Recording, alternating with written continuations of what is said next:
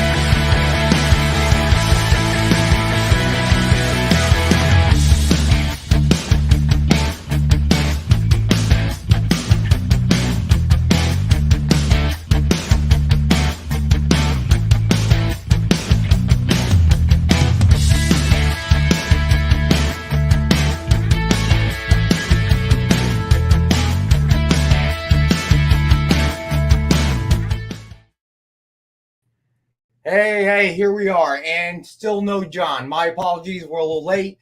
Somebody disconnected the mic, and with my rather weak IT skills, it took a minute, and Amy had to come in and help me to get it back in, to get the mic working again. So I apologize for that. I can see already the topic of the day is going to be Stevie B, you ain't kidding.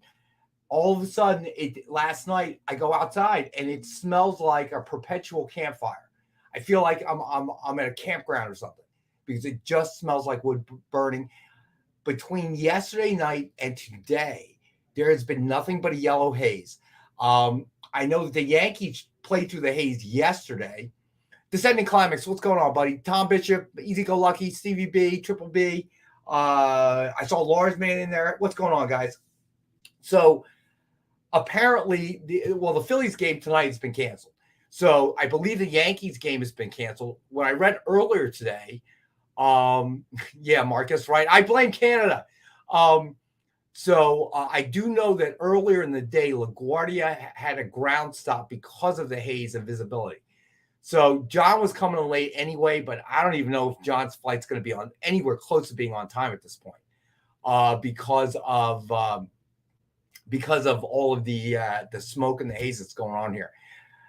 Yeah, well, I saw that. You guys have had like literally millions and millions of acres burn. And the way I was watching the weather pattern, it's just the whatever weather pattern we have, it is bringing it right from where the fire is. Like you could be right next to it, and the weather pattern is bringing it south and looping east. It's crazy. I mean, it is literally crazy. I've never seen it like this in all my days living in this area. I heard about that, CJ. There's supposed to be a cold front which is supposed to push us through, but I think we're at least in our area, we're going to be dealing with this until tomorrow evening at earliest before we see a shift. The fact that it seems like it's been raining and raining and raining throughout the spring into the beginning parts of summer. And all of a sudden for the last 2 weeks, we've had zero rain. And that hasn't really helped with this because the rain would at least give you a kind of a temporary, reprieve by pushing all the dust and stuff down. But yeah, I have no doubt, Lyle, because you figure you're talking about hundreds, if not 1,000 miles from location where the fires are burning for it to make its way all the way here. And literally for it to be all the way here in the volume that it's at.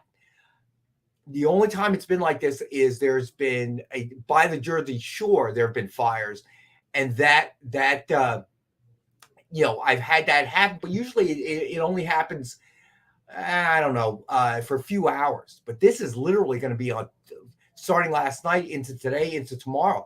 That's 3 days, man. It's crazy. I wasn't sure. My daughter might have had to go outside, but they canceled the event. And I told her, I said, listen, I said, put on one of the face masks that we have laying around, just because it's that particulate matter. It's not fog. There's the actual little particulate matter here. CJ, I forget what part of the country you in, because that might give us hope. Yeah, it's very dry. We had, yeah, large man, right? So because we have had like, I mean, I've never seen it like this. It's weird. Everything looks weird outside. There's this kind of a orange haze over everything. The sun was completely blocked out today. It would have been a heck of a lot warmer here if it wasn't for this. It is blocking the sun. I can feel it. The sun's trying to break through, but wow, that's very generous, Lyle. Yeah, I can't even imagine the devastation on the Canadian side for that many fires to be burning. I thought I read somewhere. I've been reading a lot about it. I think that, there are 219 separate forest fires going on in Canada right now, wildfires that are going on. So I can't even imagine the kind of devastation these poor people are going through. Usually we hear about it in the West Coast of the United States. They have the drought, and then you have the wildfires that break out and stuff. But man, this is something else. It really is something else. CJ, you're in Wisconsin. Yeah, so you guys are actually much closer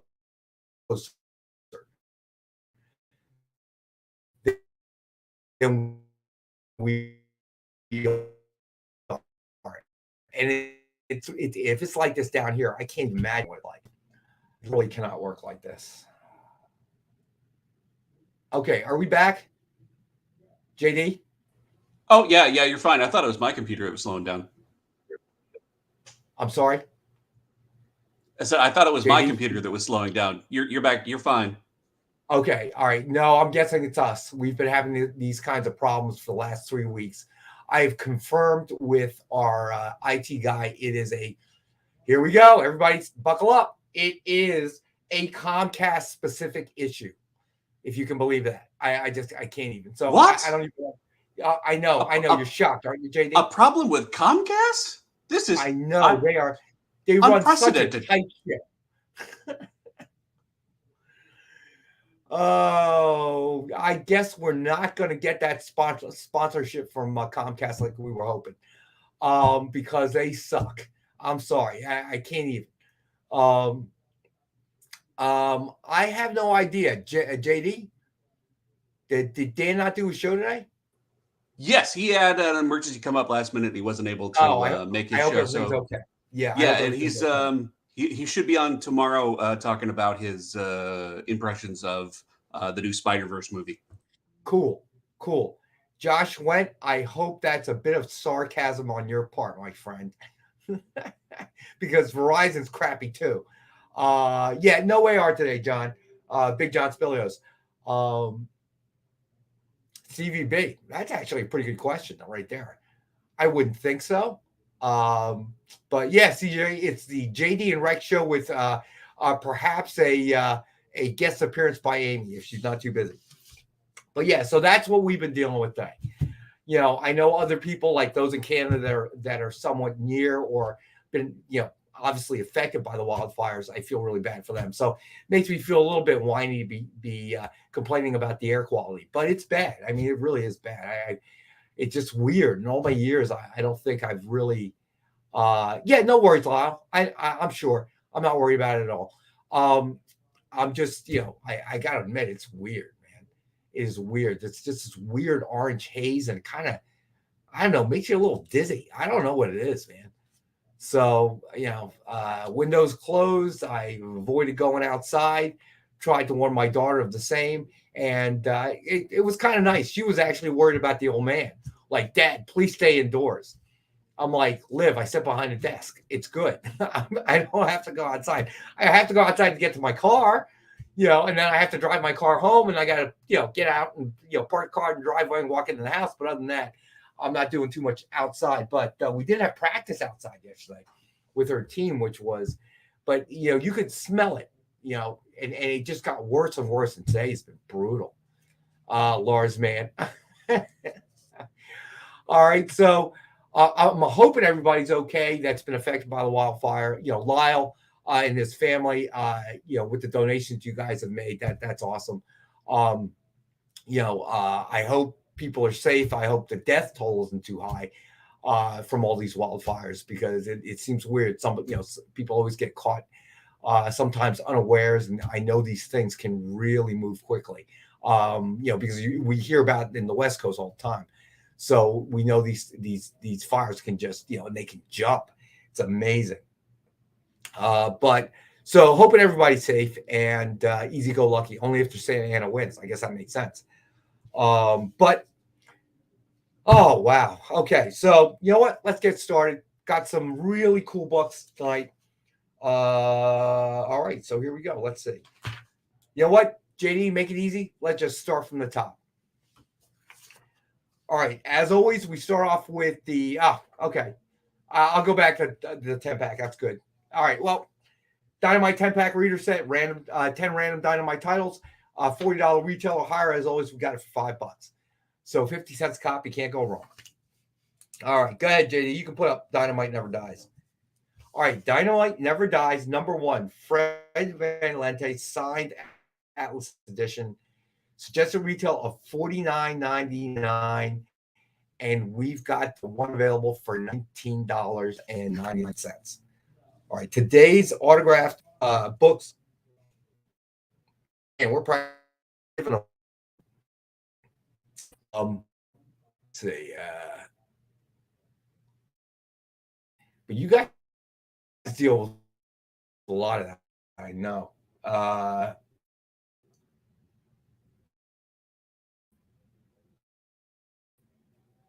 JD, in the West Coast, right? Do you guys have days like that in the West Coast? Oh yeah, I mean, if the last fire, I remember where there was one up in near Pasadena. All right, so next up we've got Legion.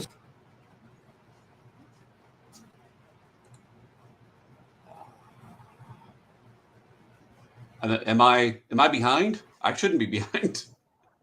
No, I think it's me again. So okay. All right, can you hear me now? I can hear you. Going in and out of focus.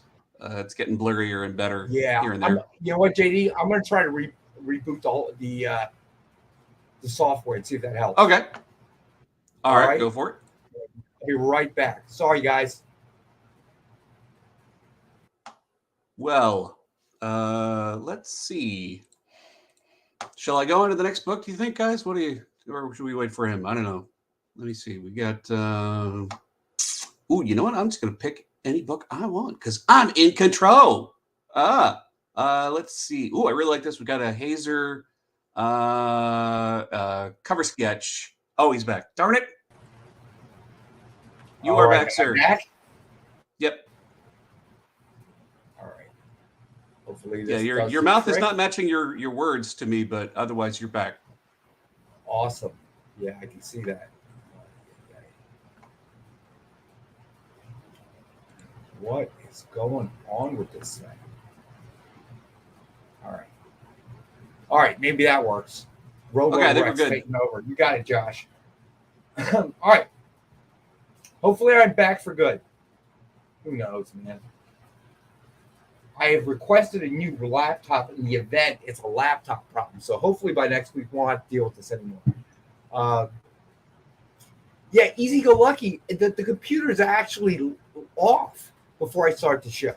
So it's already technically rebooted. I don't know what's going on. Maybe it's a laptop. It is an older one. So and I've seen I asked IT to get us a new one. What? I've seen StreamYard, like everything will look fine. The picture will be perfect. Everything will be great. And then you start the show and then it all goes to. So you think it might be a StreamYard issue? Possibly. I don't know. All right, because I'm watching the show and I'm coming in and out. Right now? Or are you Well, watching a couple seconds ago? there's a time lag if you're watching YouTube, right? Yeah. Okay, it looks like it's back. Yeah, you look fine to me right now.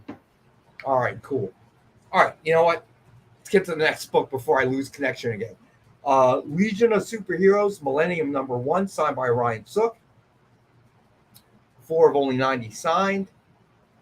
And we've got the one for $19.58, which I believe is the year that Legion first appeared. 1958. All right, then we've got Man of Steel #3, signed in silver by Brian Michael Bendis. Suggested retail of $69.99 and signed in silver. And we have the one available for $19.38, obviously for the year that Superman first appeared. So just about every signed book today, except for 3 actually, about 4. Well, let me put it another way. We have 3 signed books for under $20. So, all right, Lars, man, you got it, buddy. Let's see. All right, let me see what we got with Spidey. All right, let me get through the signed books, and then we'll go to sketch covers next. And I think I got something right up your alley, Lars, man. All right, so next up, we have Joker 80th Anniversary, 100-page Super Spectacular #1, signed in gold by Greg Capullo. It is #2 of 80 signed in gold. Suggested retail of $89.99. It is one of our 5-star and $50 books.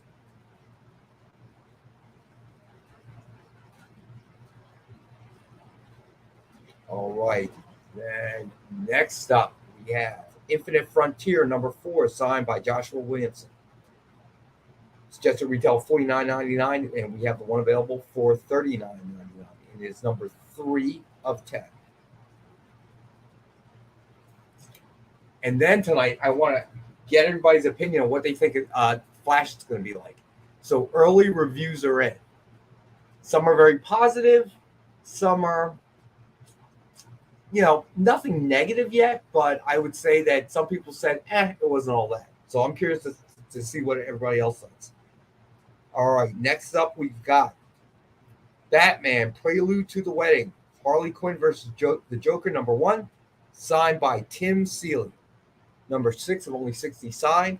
And we got this one for 1940, the year that the Joker first appeared.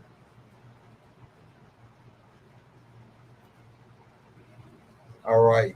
And then we have Daredevil, The Man Without Fear #1, signed in silver by John Romita Jr. Tough sig to get. And I believe he's like $40 a sig at cons now. So after you travel to the con, pay for the ticket, get in line, get the autograph. You're going to be in it for way more than what we have. We have the one available for $69.99.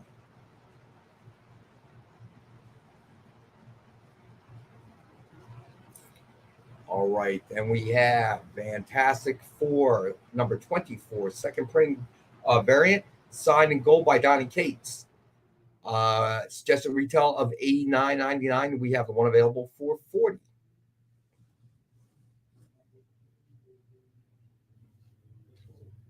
All right, and close up the signed books. We've got Action Comics #975, signed in gold by Dan Jurgens.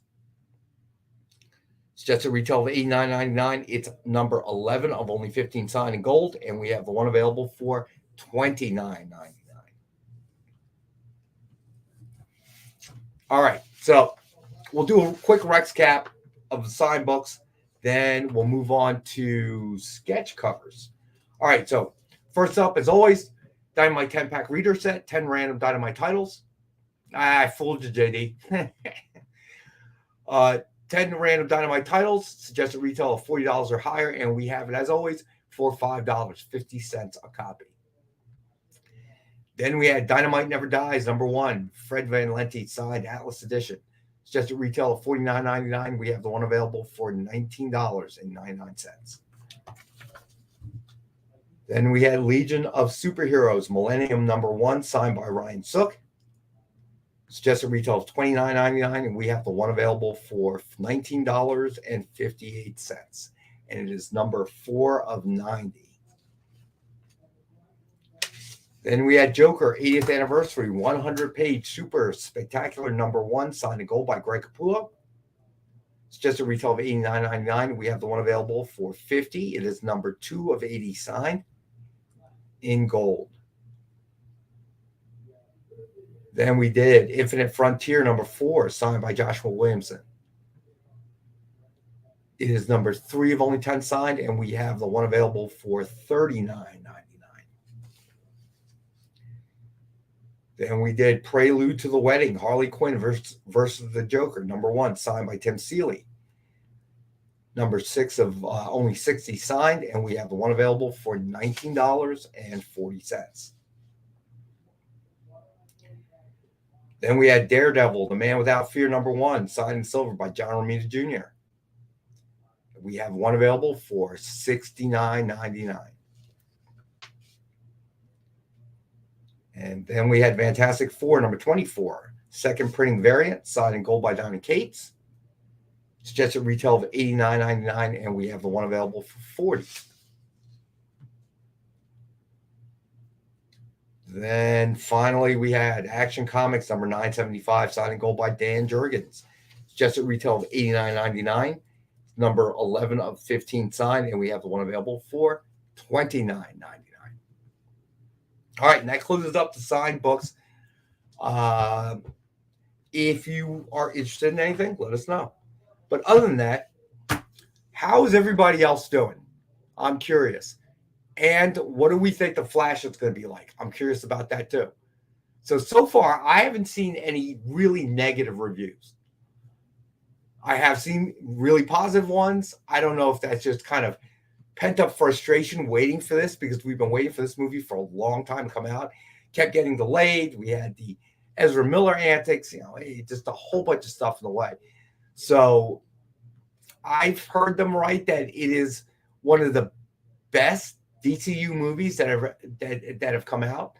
So not that that's a terribly high bar of late, but that's encouraging. So, I don't know. I saw CGC is having a signing with Ezra Miller. I'm curious to see how that's going to work. I'm curious to see what the reaction is going to be to that. But, all right, let us throw for Lars Man out there and for Ron.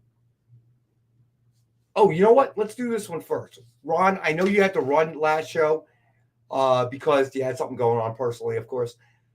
I'm not sure if you got a chance to see this. Chat stopped. I don't know. Easy Go Lucky. I have no idea, buddy. No, it's looking fine to me. Okay, cool. All right, so this one is for Ron. Captain America number 695, signed with Weapon X cover sketch. All right, a Windsor homage. Yeah, right, Lars Man. Okay, Barry Windsor Smith homage. Weapon X by Joe Del Beato and Mariano Nicieza. Suggested retail of $129.99, and we have the one for $89.99. This has got to be one of the best pieces. The detail that went into this. Descending climax, right? So when I saw this, I was like, wow, I got to get that one. I don't know, collecting dude. I really don't know. What the reaction is going to be to Ezra Miller. Again, with all the baggage, the guy that he's carrying around, I don't know that it's going to be that high demand. No matter how great the Flash role, the acting is, I don't know, man. I genuinely don't know. I really feel like America has just been waiting for this movie to come out, and we can enjoy it, and then we can promptly forget that he exists. Yeah, I agree with you. How much of it is this pent up sort of, we've been waiting for this for so long, we just want to see it. You know what I mean? I didn't even read the comments. I'm sure they were probably pretty interesting. People can get a little crazy out there. Oh gosh, look at the time. Okay, JD, we're gonna go to our first break. JD, take us to our first break, and we will continue this conversation when we get back. Did you know that every experience show, including some exclusive content, streams on Twitch? Check it out, twitch.tv/the_EXP. Or just scan that QR code. Did you know that across America there are over 2, maybe even 3 live stream producers who can't even afford Mountain Dew? Take Brian here. Brian has gone 2 weeks without a sip of Red Bull. If it goes on much longer, he may take a shower and get a real job. Situations like this are as tragic as they are preventable. Join the experience on YouTube and gain access to special emojis and members-only streams. For less than a cup of coffee, you can keep socially awkward hermit people working from their parents' basements where they belong. Scan the QR code on the screen to join. You'll be glad you did.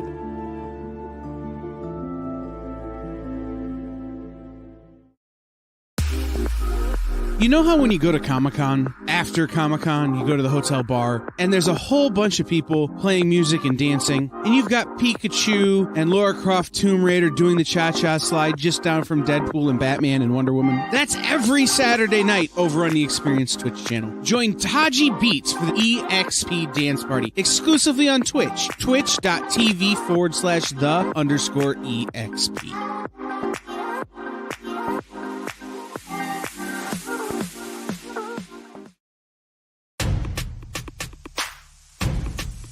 Go follow the experience on TikTok at @the_EXP1 or scan the QR code on the screen. Our TikTok is like everywhere else we are, except you only have to deal with us for a minute. Seems like a win-win to me.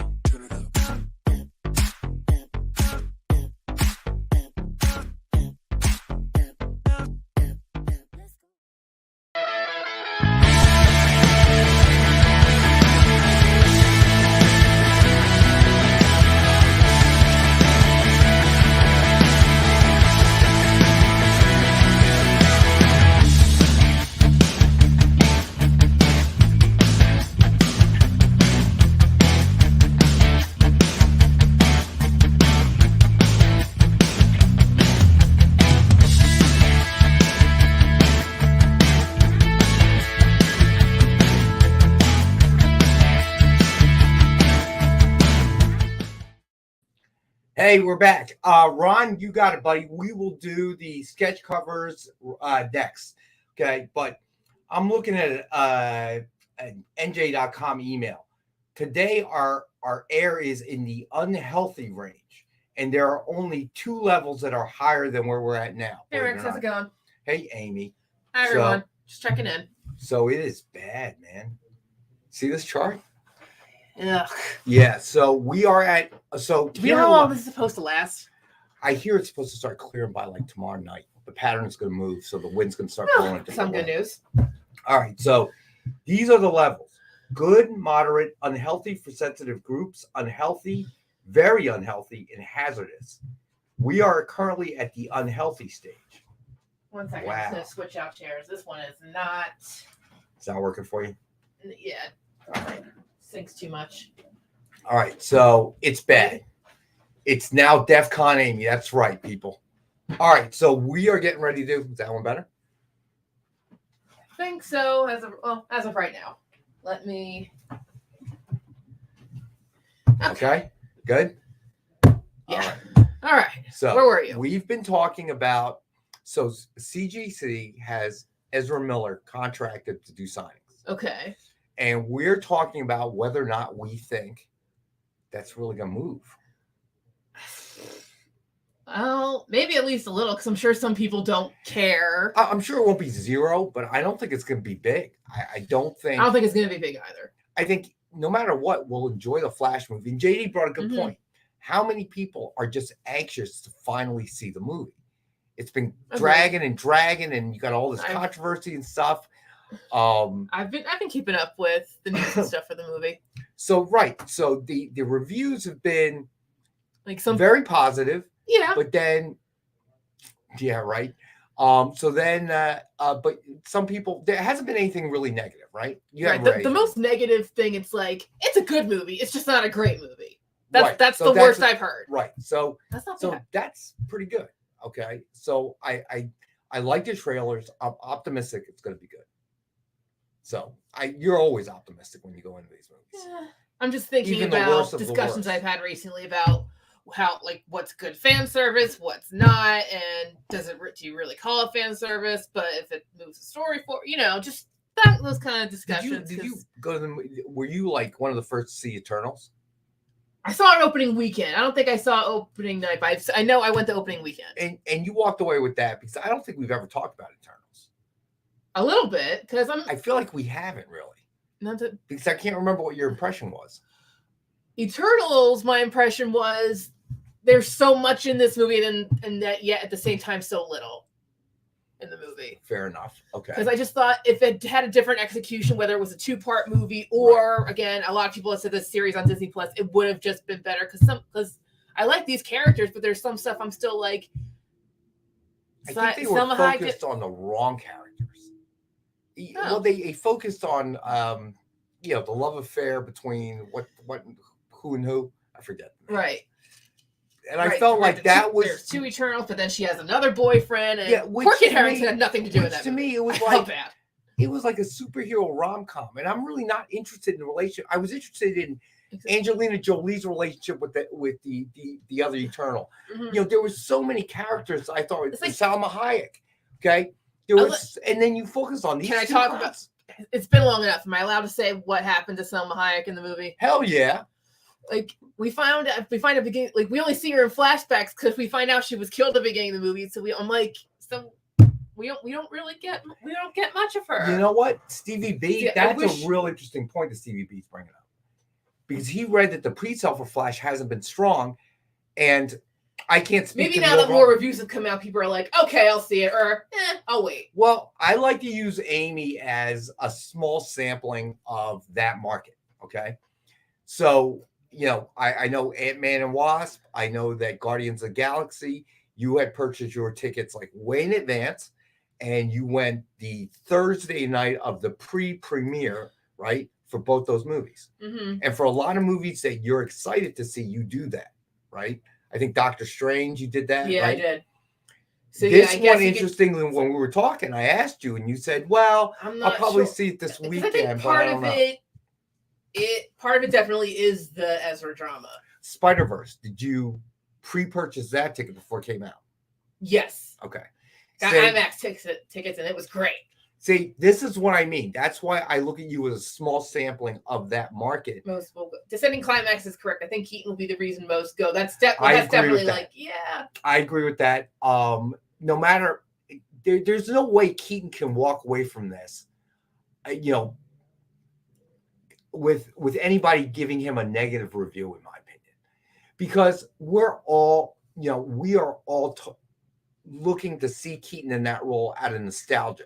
Mm-hmm. Okay, because that's the Batman we remember, even though we were all bashing him at the time. And I wonder if some reviews might be like, oh, because of Keaton, it was great. It was a great movie, but I've heard plenty of people. Because that's again, it's the whole like, you bring all this stuff back. That's why it's a good movie, or maybe that's why it's not. There's so many different rules for different films. But I have also been here. Like the story itself is good, and Michael Keaton's used appropriately. Well, I don't think you can use him inappropriately, really, because he's there for that nostalgia factor. Okay.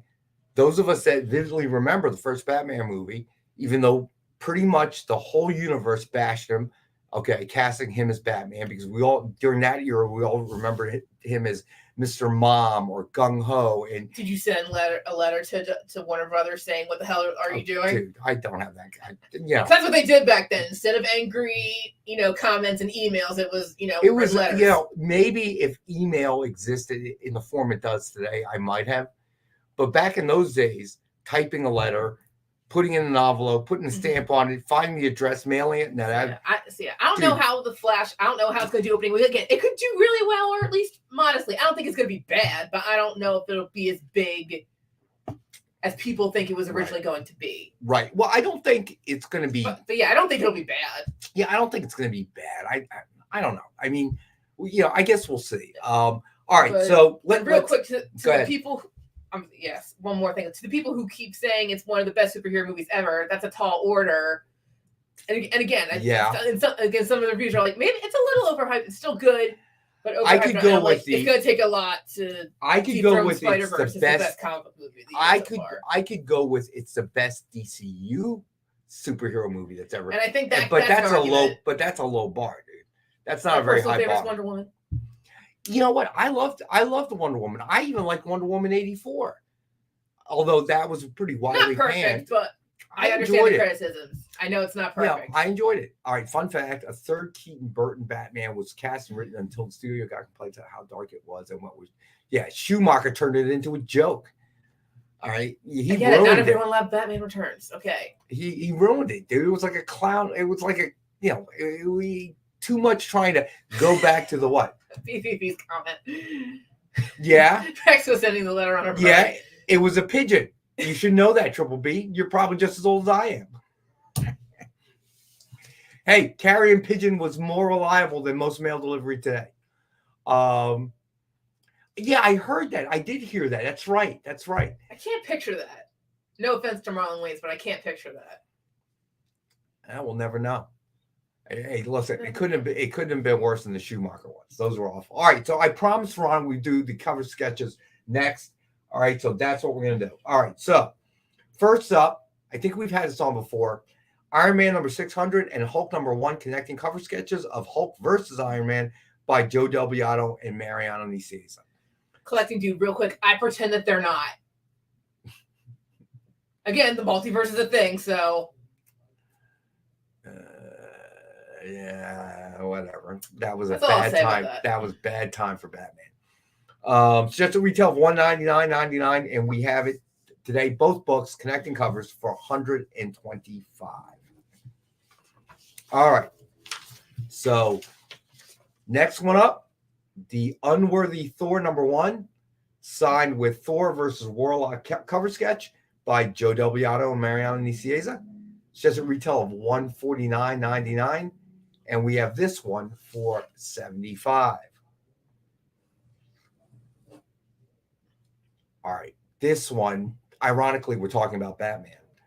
This one, I got to tell you, I've seen a lot of Hazer's work. This one, I'm telling you, it's definitely in the top 10th percentile of the work I've seen. That is a very high bar.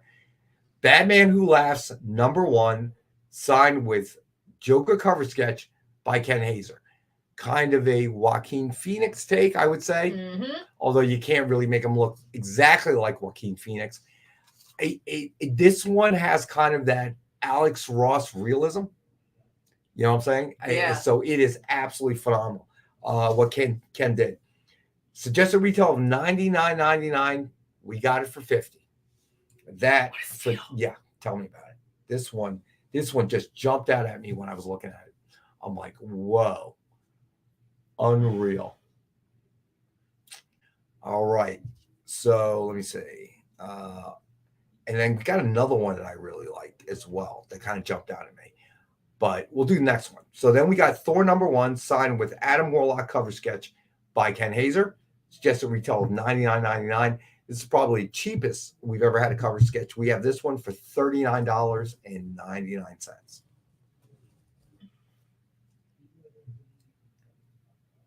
All right. And this is the other one that's new that kind of jumped out.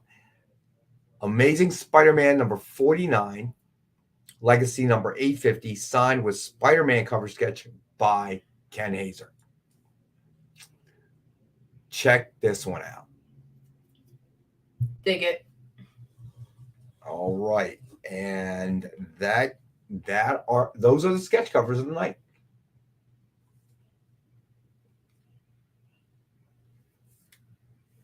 Wait, what? Why are 2 series same price book, but one has breaks and the other only rocks? I don't know, man. Why you ask me complicated questions like that, bro? All right, so that's it for the cover sketches. So, so you are going to see it probably opening weekend, right? Opening weekend, yeah. I don't know about opening night. Well, actually, it's hard to do opening nights now because we're hanging with Bueller. Oh, that's right. That's right. Yeah, good point. Unless I go after 8. You got it, Ron. Huh. All right. To be determined. No, but you bring up a good point. All right. All right, I got you down, Ron. You got it, buddy. So that's going to be the big thing. I think that. So I am curious what everybody thinks in terms of how the CGC sign is going to end up going with Ezra Miller. Like I said, I'm sure some people. There's always somebody that's going to buy. You're never going to have zero, but I don't think it's going to do very well, regardless of the movie. You got it, Ron. I still don't think they should let them continue in the part. I would agree with that. All right. Despite what the director says, I don't think anyone else could have done it. I'm like, there was a TV show for like 9 years, right? Grant Gustin. I've been pushing that one for a long time. Okay, especially when. So it's like other people have played him, so it's like. We'll see. Don't just throw that out there. All right, we'll see. But the Kang issue was still hanging There's still no word on that yet. I'm still waiting for the verdict. It's kind of weird though. You haven't heard anything about it, anything more. It's like the opposite of the Ezra Miller situation. Like they've squashed it or kind of sequestered it in a sense. You just haven't heard anything else come out, which is kind of unusual. For a while, me and Robbie, that was our Friday show. What did Ezra Miller do this week? So I don't know. Not a movie star. You got it, Ron. Even if they don't ever go with him for a movie, like they could get someone else to do it for the movie. You know what I mean? Like there are other people who can do the part. That's really what the point I was trying to make. I don't know. You see, JD, I agree. I don't know what that means. It's. I think that line is blurred now, right? That's because a good point. So much is streaming or released to streaming right away. So I think that line's blurred.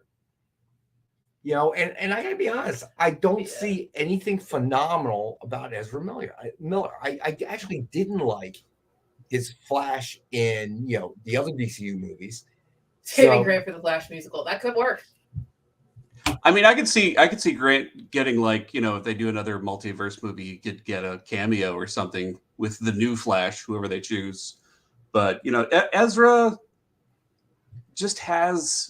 I'm all for them getting the help that they need. I'm all for them getting the help they need, but as a serious, consequences for all your actions, like you can't keep this role. Yeah. Well, beyond that, think of it as a business decision as well.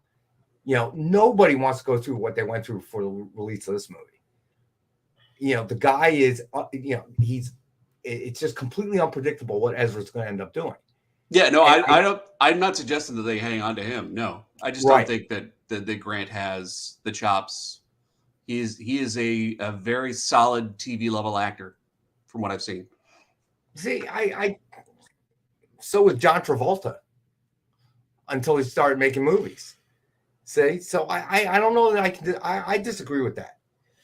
Acting is acting. Some of the TV stars have played the characters, some of the best. Do you know Bruce what I mean? Willis started on TV. Okay, all right, going on to make tons of movies. But again, like we think about Kevin Conroy, who mainly did it for the animated series, but how many people out there say, "Oh, he's the best Batman"? It doesn't matter who was in the movies; they go to him. I don't know what Conroy looks like. So Adam West is in the movie. Who knows? Maybe. I hear there's surprises. Kevin has. Go ahead, JD. Oh, I was going to say Kevin has left us, unfortunately, but he was a very, very tall, very skinny man. So I was saying, he does. So the voice. Sometimes the TV stars are kind of better, maybe better for the role than the movie star actors, just because people go to Kevin because he's their Batman. Thank you, Pastor Michael. That's right. I forgot about that. Harrison Ford started in TV as well. The movie that was their Batman that they grew up with. So that's their number one. I thought Harrison Ford started on American Graffiti or something. No, that was his first movie. Oh. But he did start his career on TV. I forget what. Do you know why he did TV and movie? Why? He was a handyman. He was a Oh carpenter. yeah, I knew. Yeah, Yeah. that I did know. And That's they right. paid him $20 a week more than he was doing carpentry. So let me tell you where the debate is. But I'll throw in one more Harrison Go Ford ahead. story, and then I got a lot of work, which means I need Amy. Somebody has to do my work. So Harrison Ford was at a restaurant once, Mhm. and he went up to I don't watch this stuff, but a guy who does carpentry on like one of those channels, like Home and Garden or something, and he was like, "I'm a huge fan of yours," and shook his hand, which I thought was great. That is pretty cool. Well, the rawhide. Thank you, Pastor Michael. The debate is, I'm a big proponent of Grant Gustin. Okay, taking over the role.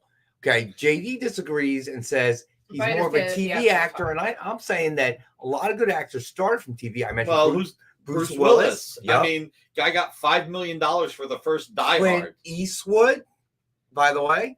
Okay, tons and tons of actors started. Let's stick to somebody that people fit. Thank you. That is correct, Pastor Michael. Actually, Robin Williams started as a stand-up before he did. Actually, the only time he was almost typecast was Mork-a-Mindy. Robin Williams was never typecast. He did serious. He did comedy. That's true. He did everything. So the closest he came to being typecast was Mork-a-Mindy. I will say this. I need the hungry Nick Lars Man. Lars Man. I hate to break this to you, buddy. Ron already claimed it, my man. I'm sorry, bud. Jim Carrey as well. Which one got claimed? Okay. The Captain America. Captain America, The Amazing Spider-Man. The Amazing Spider-Man. Oh, yeah, that one's a good one, too. And The Batman Who Laughs. That's a good one. And Man of Steel #3, Lars Man claimed as well. Nice. We can display everything a little bit more. All right, so yeah, we just you saw that CGC is having a signing session with Ezra Miller, right? So the topic really is, how's that going to go? Well, here's the thing with Grant Gustin, because I think he's a great Flash. The problem with the Flash, and you guys know he's my favorite character, is I got tired of the least exciting person written in the Flash being Barry Allen. I got really tired of watching him always sulking, always depressed, and everybody else around it. It just, and I got tired of every friggin' season being about a speedster. And but that's when they actually had a good rogues gallery. That's great. Not really on him. You know what I'm saying? He I'm can not saying only it's act. on him. Yeah, right. He can only act based on what the script that they hand him. I survived near-death experiences. Hey, Weird, are you okay, buddy? I tried that too. I tried to teach my daughter stick. That lasted 3 lessons, and I almost killed. I was like, "We're done. I can't do this." Lars Man, oh, that's nice. Ron's giving up the Spider-Man if you want it. So let us know, Lars Man. I had pistachios, Lars Man, so I'm not hungry. Hey, pistachios are filling. They are. You better order a pizza from Angela's before they close, right? because of all the haystack. So let me know, Lars Man. Idea. All right, if you want it, I gotta borrow Amy. All right. I'll try to sneak my way back in later. All right, sounds good. All right, Lars Man, no worries, buddy. You got it, brother. All right, so I'm curious as to how that signing's going to go. So I'm going to be following it a little bit. All right, so we got one graded book on the night, so we might as well do that one. Black Adam #1, Lucio Perillo variant cover. CGC graded 9.8. There it is. It's just a retail of $99.99, and we have the one for $50.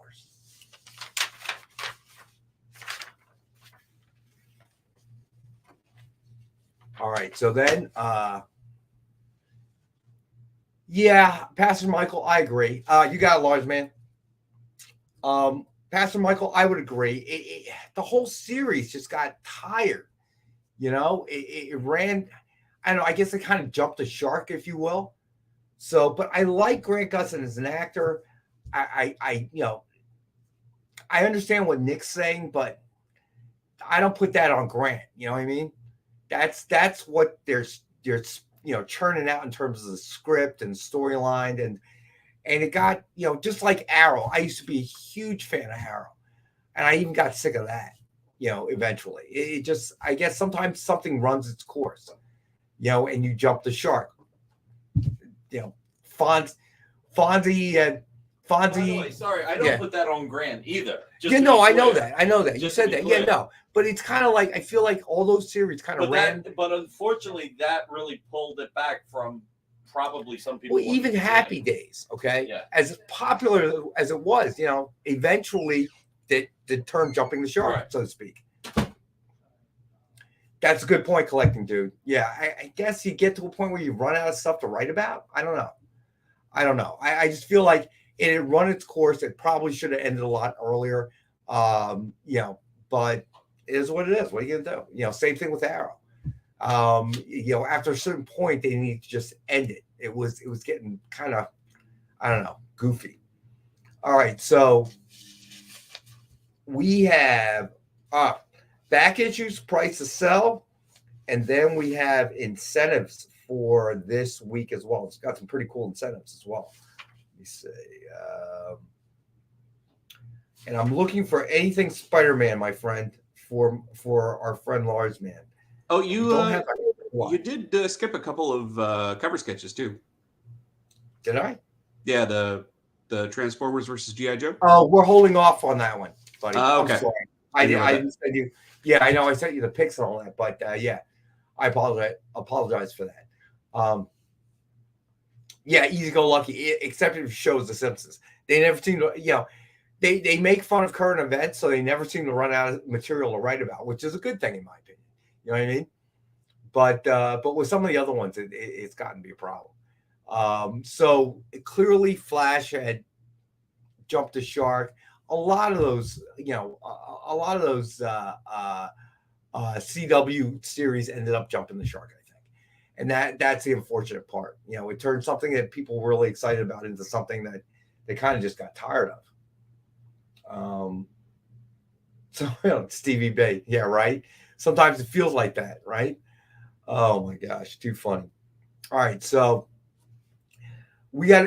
Well, let me tell you this.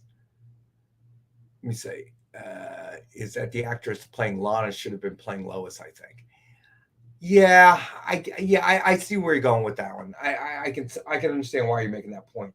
I don't know. Obviously DC's trying to move in a different direction. We've known that now for over a year. Let's see where it goes. I'm optimistic. It's not that I want this movie not to be good. I do want it to be good, but I think that it's. You've got a lot of things going on. The whole handover when DC switched and then hiring Gunn to head, to kind of helm, be their own version of Kevin Feige. There was just a lot of baggage come into this. So, hopefully they can defeat that. And then the Ezra Miller thing was kind of a sideshow they didn't need with all the things that were going on. And the fact that, a lot of movies didn't live up to expectations. I don't know. It's just going to be interesting to see. But again, I think it could be the best DCU superhero movie made. But again, I don't feel like that's a very high bar. What was the last good DCU movie that's come out? I don't know.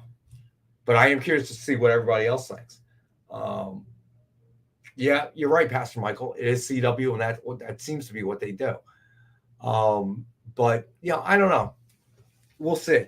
We'll see Amy's reaction after it comes out, because I have no doubt she will see it opening weekend. But I think it's very telling that she did not pre-buy a ticket. If she really wants to see something,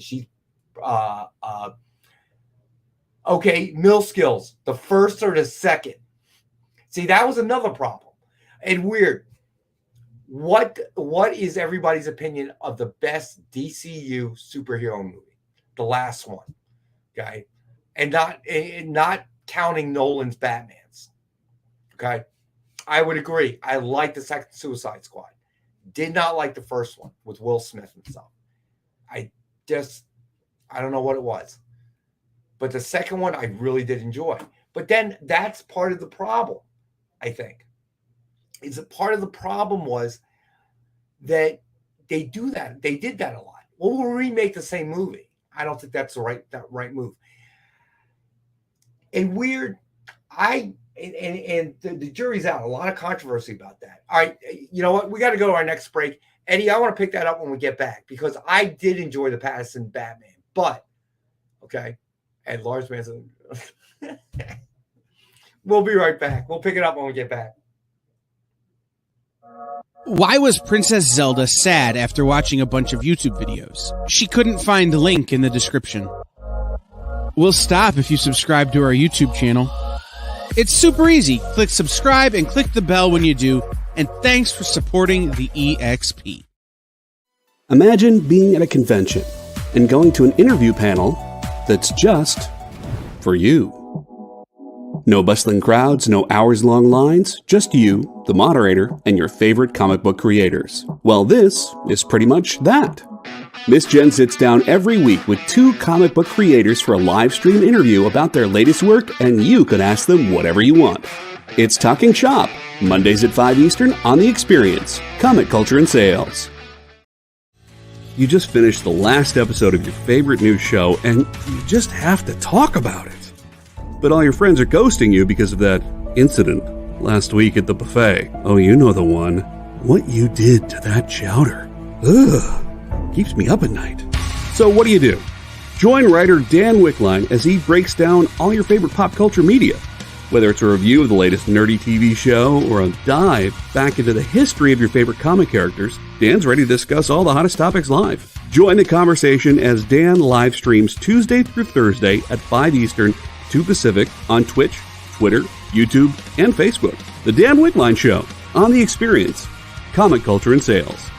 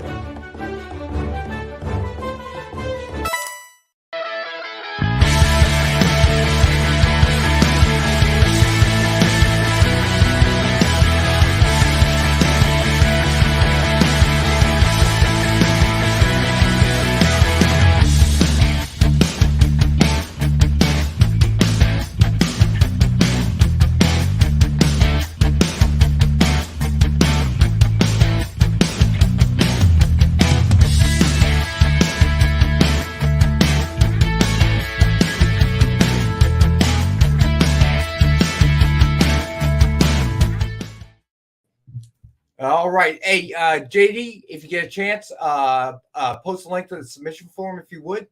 Thank you, sir. I'm here to have an announcement. Of course, you have to hit the thumbs up button because, you know. God, why didn't we think of that? I know, right? Hit the thumbs up button, and tonight at 9 o'clock, 360 Comics is back on his own show, and there may or may not be a special guest on his show. So we look forward to seeing you all tonight, and let's continue with some awesome comics. Time. 9 o'clock, Eastern time. Thank you. All right, so if you get a chance, tune in 9 p.m. Eastern time on The Experience for the 360 show. But, all right, so where do we leave off? All right, so The Batman with Pattinson, it's a good movie. The Joker with Joaquin Phoenix, great movie. But I don't really see that as DCU movies because it doesn't connect with the universe. So, you know, I like Pattinson. I know a lot of people didn't. I know a lot of people, I think Johnny really disliked the muscle Batman, the muscle Batmobile as a muscle car. I was okay with it. What do you want to say, JD? I was going to say that I feel like if you look at the comics, there have been so many different Batmans over the years. As like having 2 ongoing Batman movie series, it makes a lot of sense to me because there's, you know, this is a much more down to earth, more reality based Batman. Right. But I'm not arguing that fact. Okay. I was one that enjoyed the movie, and I actually kind of thought it was kind of cool to see the Batmobile as a muscle car. You know, it was a different take. So I really kind of like that. But again, I don't consider it part of the quote unquote DCU. Oh, so All right. you So don't it's think it weird. should be? No problem, buddy. I should have been clear. I liked Aquaman as well. I thought, Jason Momoa's acting was phenomenal. All right. Large man, a Ferrari style Batmobile kind of feels like, kind of like the Adam West Batmobile almost a little bit. That's the I don't one know. that's the one we still have left after Flash, right? We still got Aquaman 2 coming before the changeover. Right. So Aquaman, the casting Momoa in that role was phenomenal. He was a phenomenal Aquaman, in my opinion. I enjoyed Wonder Woman. I even liked Wonder Woman 84. But they haven't had that kind of impact movie. I don't know, like Avengers Endgame or Black Panther, whatever you want to say. You feel like they have failed to provide you with that impact movie. Yeah, Large Man, you're right about that. Yeah, it was more of a angular, Cadillac or a Lincoln. But think of the era too. I mean, I don't, Ferrari was making little cars for racing, so it didn't have the look that a Ferrari has obviously today. So, but I think it would work. I think it would work definitely. Maybe that's something they do with the Patterson Batman. The muscle car turns into a Ferrari. That would actually be very cool. So I don't disagree with that. Yeah, go ahead, Jay. A quick Google says that it was a 1955 Ford Lincoln Futura concept car. There it is, Edward. You're right. Look at that. It's the iconic Batmobile. To me, growing up, racing home to watch the half-hour episode and having to wait till tomorrow to watch the other half-hour episode. So to me, I had the die-cast metal car that they had with the working doors and stuff like that. I also had the die-cast car from A Man from U.N.C.L.E. that shot out like little things, the trunk would open up and shoot out little plastic missiles. So to me, that was it. That was in my mind always a Batmobile. Is there a better character name in television than Napoleon Solo? No. I love it. No, but there was a movie. Oh crap! Oh, it's gonna bother me. It was a weird movie about aliens and all kinds of stuff. Oh my god, I can't even believe it. The guy who was the lead actor was also the lead actor in RoboCop, I want to say. Oh, Peter Sellers was Screamers? Nope. Okay. Shoot. It was like a weird name. Hold on. Oh, man. Peter Weller, right? That's the name of the actor. Yeah, Peter Weller, not Peter. See what he's been in. It was... Oh, man, it was like the greatest. Is Buckaroo Banzai? Yes. Thank you. Yes. Yes. That was a classic, wasn't it? I had no idea what to expect. And then, bam, that movie Buckaroo Banzai. And that it was go ahead. I was going to say, it was a powerhouse of stars that hadn't become stars yet. Yeah, it was so weird. Yeah, because what was his name? Jeff Goldblum is in there in like a bit part. Yes, that's right. That's right. And it was aliens. It was hilarious. I just, you didn't see it coming, the whole storyline, the premise, the whole 9 yards. Yeah, it was just like, it was taking that whole pulp era of sci-fi and just putting it in the modern age. I loved it. Yeah. And it was well done. It was well done. I love that movie. William O says, William O, I like the first one. I just saw the second one. It wasn't bad. It was, as my buddy John Cole likes to call it. Yes, John Lithgow. That's right. He was in it too. He was the bad guy. It like John likes to call it, it was a popcorn movie. But we had talked about this before, and it might have been you, JD, that said it.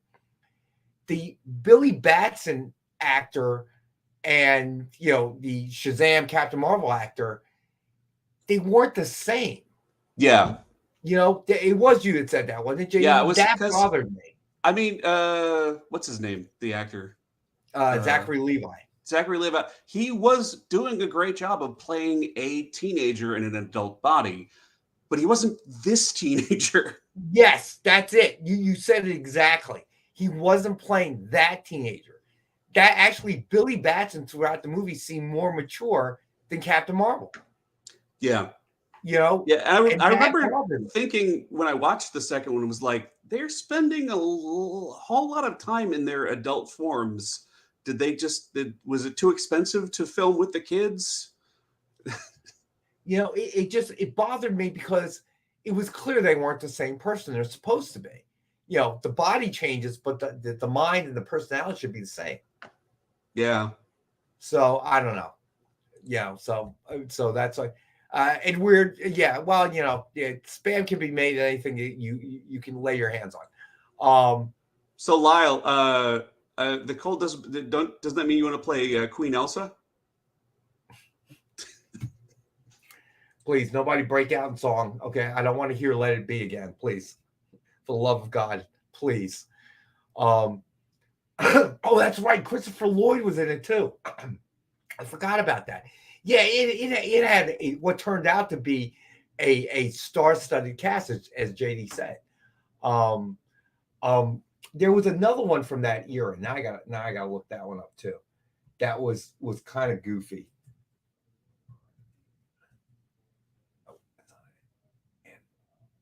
What was the name of that movie?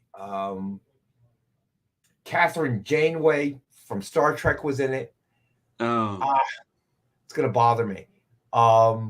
It was Fred. The actor was Fred something or another. Oh yeah, you're talking about something Reno. The Adventure Begins. Yes, that's right. You know, what was it? What was the name of that movie? That's it was his name. His fake name that he got in the movie was and they had Joel Grey in Asian face. Oh, it was so cringe. Oh yeah, about it now. Yeah. That was actually surprisingly a good movie, I thought. Yeah, you know what, Steve Remo Williams. That's it. Thank you, Sending Climax, and Weird as well, and Steve Vendetta. That was another surprise. You just watch it like, whoa, this is really cool. You know, and you didn't expect it to be. Just the whole premise seemed a little weird. Yeah, he was a New York City cop that gets they kill him off or whatever. Yes, Remo Williams, The Adventure Begins. That's right. That was another movie that I watched as a kid that just kind of stuck, you know.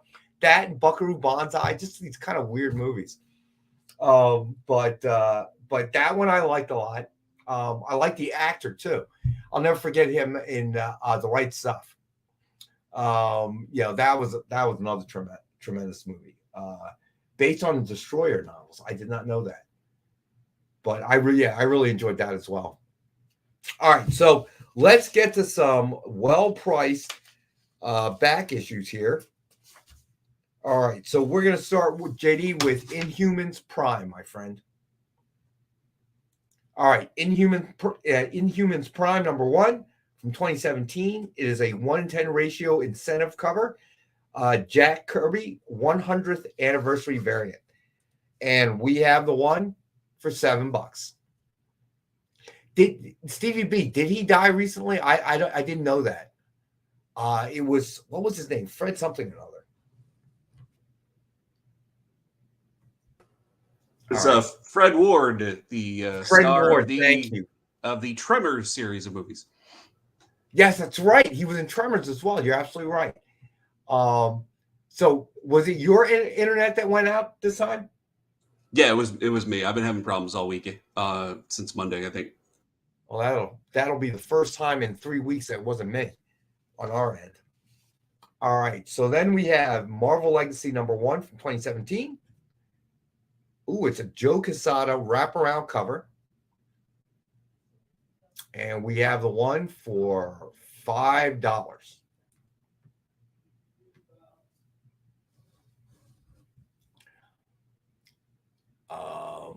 Oh, no kidding. Very cool. That's got to be a Jack Kirby DF certified signature is from way back, like back at the home shopping QVC days, man. That was a long time ago. That is really cool, man. And Road Trip. Descending Climax, which movie was that? I would agree, Ed Weird. I really liked Fred Ward as an actor. He never seemed to be at that Red Bank. No kidding. Fred Ward never seemed to reach that pinnacle. You know what I mean? He always seemed to be slightly below that. I don't know why, but what can you do? Now look at that. I'm really amazed at how much he and Frank Grillo look the same. The guy who played Crossbones. I never thought of that. Wait, they're what? Like the guy who played Crossbones. Yeah. Yeah, it's weird, isn't it? I never thought almost of that. Exactly. Yeah, that's weird. I guess every generation has to have its Fred Ward. Stevie B. But it was actually signed by Ben Franklin. Yes, TJ, he played Gus Grissom in The Right Stuff. That is correct. Who unfortunately got blown up in the Gemini. Was it Gemini? One of the Gemini rockets, I believe, after Mercury missions. The in between before the Apollo mission started up. I don't know. They kind of try to put it on him a little bit. The movie did. I think it's still a mystery as to exactly what happened, but when his capsule sank in the water, but I don't know.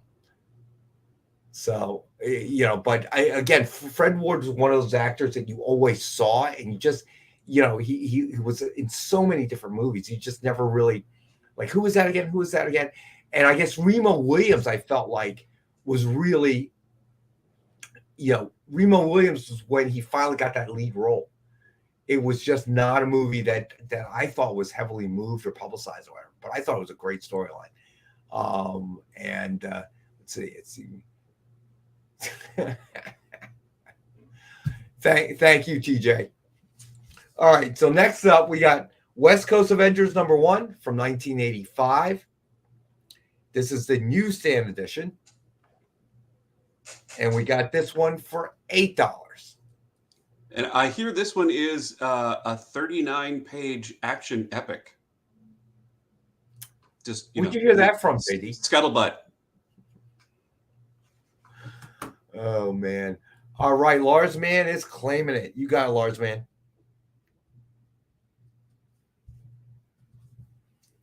All right, next up we have Wolverine #75 from 1993. It is the newsstand edition.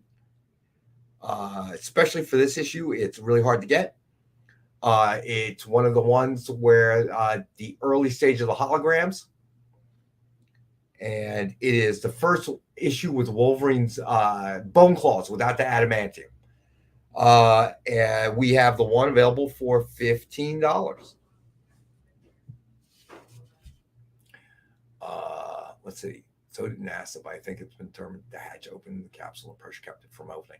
Yeah, it's I don't know. I don't know if the young have interest in it. The Right Stuff to me was a great, phenomenal movie. It happened. I remember Apollo 13 because it felt like as a kid when I was growing up, there seemed to be a moon launch. It seemed like every month there was one, right?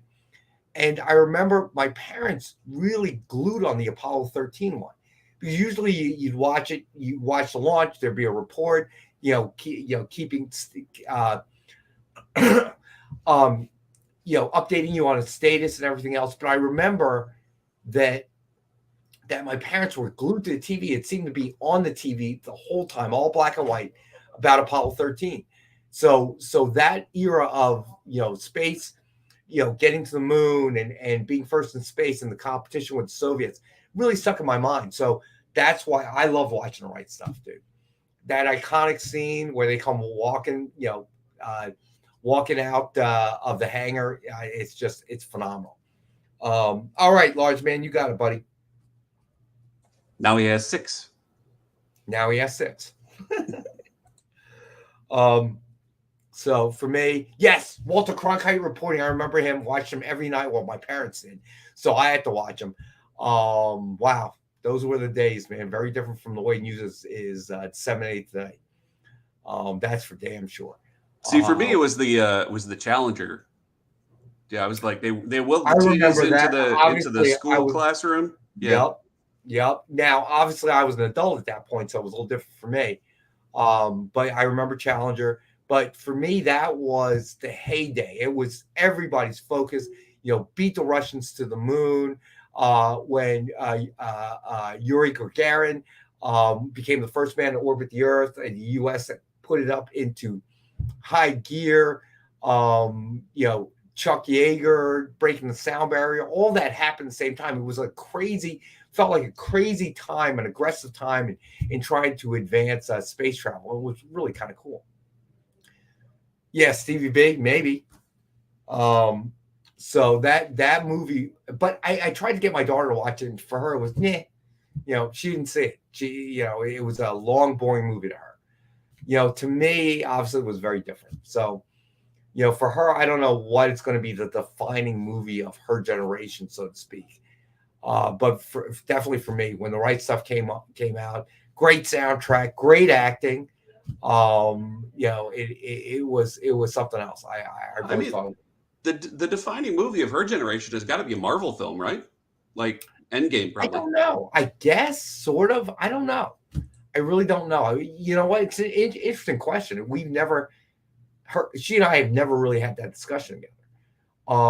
She was a Star Wars fan, but mainly because she liked the rides that we went on Disney, but she was a Star Wars fan because I made her watch it. She later became an Avatar fan because of the ride, believe it or not. But yeah, I don't know. I'm gonna have to ask her that question. Maybe it was Legally Blonde. No, that was not her generation. She was a little kid when that came out. So yeah, no, that was well, there was Clueless. So to me, Clueless was a precursor to Legally Blonde. Remember to thank the aliens for their help. All right. Let me see here. All right, let's get a few more books out here. So we have Alpha Flight number 33 from 1986. First Lady Deathstrike. And we got this one for $12.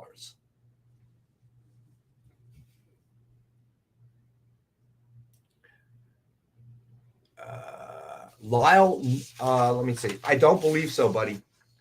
Let me see. Where is it? Why can't I find it? Yes. Oh, here it is. Nobody has claimed it, Lyle. If you want it, it's yours, buddy. I'm going to pencil you in here. Let me know. Just confirm with me, buddy. All right. So next up, we got Silver Surfer, number 135 from 1998, Death of the Silver Surfer. And this one we've got for $5. Okay, Stevie B, that's just me. Okay. Although the first time I saw Gone with the Wind, it wasn't a movie theater, believe it or not. But it wasn't the first time it was released. My mom was a huge fan. So when they re-shown it, yeah, I would say you're right about that, Ron. But I don't think she ever saw that movie. Because the problem is Bohemian Rhapsody is about an era that took place in kind of my generation. I was a Queen fan growing up. That type of thing. All right, no problem. I got you now, buddy. So it is telling a story that is relevant to an era that I grew up in. Freddie Mercury, his tragic death, all that kind of thing. So although my daughter also likes music by Queen, all right, to be quite honest with you, her freshman year in college, and then, she decided she didn't want my input anymore. Her walk-up song when she was playing softball in college, her freshman year was, of course, Queen's We Will Rock You. All right. So That was my suggestion. She is a fan of Queen, but she didn't know all the stuff that was going on back then. So the movie didn't really have that much relevance to her.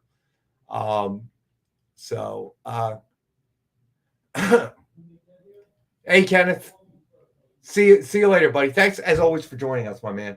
We appreciate you. We appreciate all of you that spend your time watching the show. All right, so next up we have Action Comics number 987 from 2017, lenticular cover. Mr. Oz revealed as Jor-El in this issue, and we have the one for $5. All right, so we are going to do another quick Rex cap before we got to go to our last and final break, and then we'll finish up with this and the recent incentives that have come out. All right, so here we go. So first up, as always, Dynamite 10-pack reader set. 10 random Dynamite titles, $40 retail or higher. So each one will have a $3.99 cover price or higher. And as always, $5 for all 10 books. All right. So then we have Dynamite Never Dies, number 1, Fred Van Lente, signed Atlas edition. Suggests a retail of $49.99, and we have the one available for $19.99. Oh, I believe it, dude. I got to tell you, Freddie Mercury, man, that guy could belt it out, dude. I mean, it was phenomenal. The man, was opera trained, if I remember correctly. And he could just sing, and their songs were so unique. And they said something. There was something that was being said right up until they got to Another One Bites the Dust. And they were, kind of heavily criticized for that one, kind of selling out to the man and establishment. I don't know. But, obviously, to me, my favorite album from Queen was A Night at the Opera, double album, the white album cover. And that was, of course, Bohemian Rhapsody was, one of the tracks on there. It was just defining. I was a Queen fan from that day forward after I bought that album. Okay. And played until I had scratches practically. He was unbelievable. And their songs had substance, if you will. It wasn't yet another love song or about love or whatever. The songs really had a message. And it just so wonderfully done. Brian May, I did the whole. I mean, Kiss songs had a message too. I mean, that the message was, I really like cold gin, or Detroit is a city that rocks. These are important messages. I was a Kiss fan as well. Okay, until all the girls in junior high school fell in love with Ace Frehley. Then I didn't like him so much anymore after that. And all those women are a bunch of old women like me. I'm old. They're old now. So they're a bunch of old women. I'm an old man. And Kiss is still performing. That's what's amazing to me. On their 20th farewell tour. But this is the final farewell tour. Tom, he has actually been watching while he's been in Austin. All right. No problem, Lyle. Have a good night, buddy. So John is not here because he was flying in very late, coming back from that con in Austin. And I got to be honest with you, I don't know how badly his flight's been delayed because, as I said, I read that Northeast or in the Northeast, LaGuardia had a ground stop for several hours today. I don't know if Philadelphia International had one, but I mean, at a certain point today, man, the visibility was crap, dude. I mean, oh my God, -18. Yeah, stay warm, Lyle. All right. Man, be careful, buddy. We appreciate you, man. But so I don't know if his flight got canceled or what the deal is, but I guess I'll find out. TJ. Okay, we'll go with that, buddy. All right. So where do we leave off on the Rex cap there? Oh, okay. Here we go. So next up, we had Joker 80th anniversary, 100-page super spectacular #1, signed to gold by Greg Capullo. Suggested retail of $89.99, and we have the one available for $50.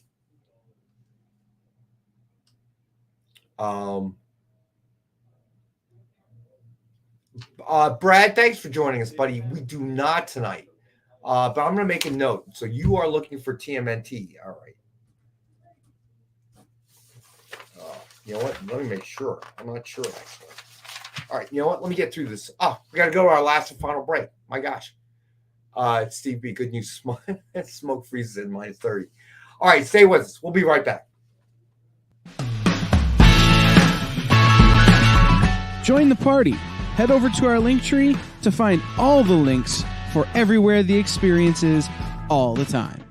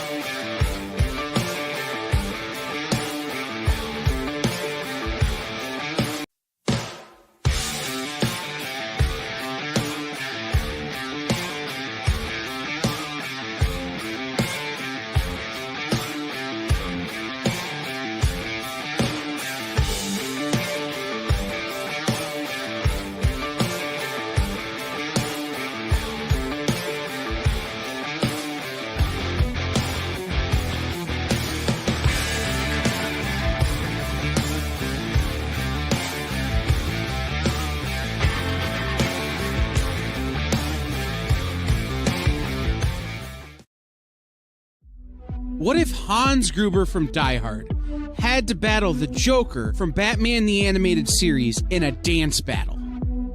Or who would win in a race between Baby from Baby Driver and Snidely Whiplash?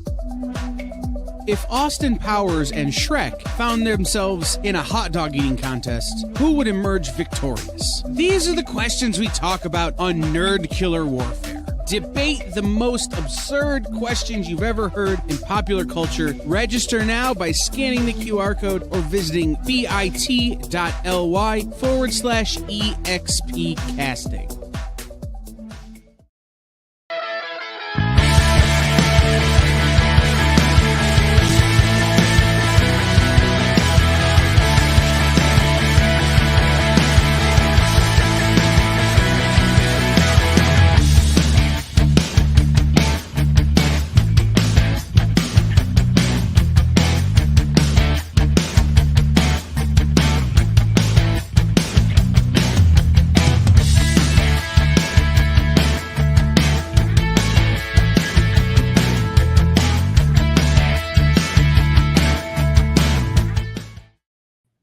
All right, we're back. All right, so Marcus, I'm 3 books in.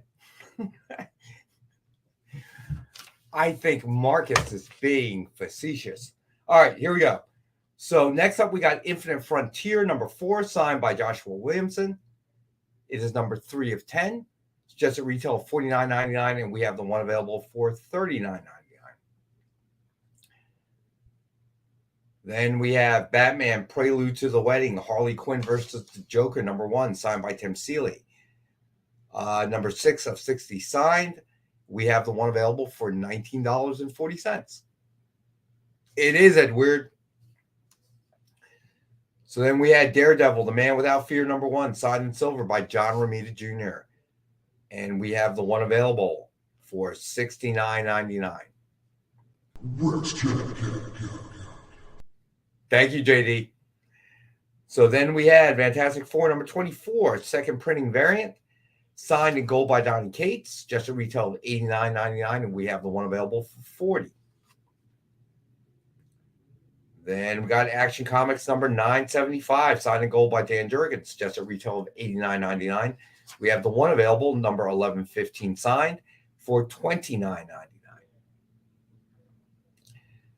Then we had Iron Man number 600 and Hulk number 1 connecting cover sketches of Hulk versus Classic Iron Man by Joe Del Beato and Mariano Nicieza. It's just at retail of $199.99, and we have the one available for $125. Then we had The Unworthy Thor #1, signed with Thor versus Warlock cover sketch by Joe Del Beato and Mariano Nicieza. It's just at retail of $149.99. We have the one available for $75. Then we had Thor #1, signed with Adam Warlock cover sketch by Ken Hazer.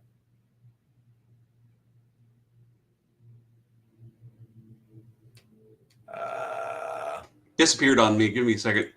No problem, buddy. I just want to make sure I was still connected.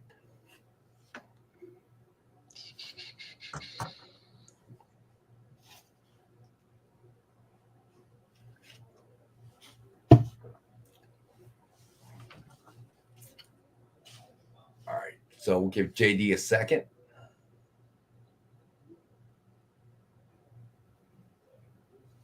You want to skip that one for now? I got it. Okay. All right, there we go. So Adam Warlock by Ken Hazer, suggested retail $99.99, and we have the one for $39.99. All right, so then hold on. All right, so then we had let's see. The Inhumans Prime #1 from 2017, 1-in-10 ratio and retailer incentive. And we got the 100th anniversary variant. And we got the one for $7.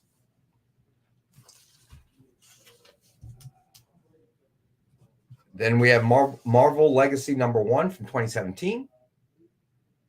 Joe Quesada wraparound cover. And we have the one available for $5. Then we had Alpha Flight #33 from 1986, First Lady Deathstrike. And we've got that one for $12.